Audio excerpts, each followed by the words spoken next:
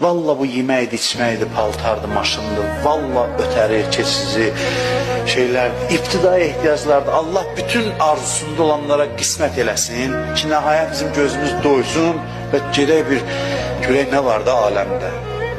Nə qədər olar eyni dərdlərlə yaşadıq, ömür keçdi, öz ünvanıma deyirəm. Yaxşı da bu yemək bir tikə hamıya verilir. İndi az, çox, eyni şeylərdir. Nə qədər də növbə-növ olsa, inanın, nə qədər də artsa, yenə də həmin halətdir və bəzən də ondan da ağır olur. Elə bil ki, görməmiş kimi arzulamaq var.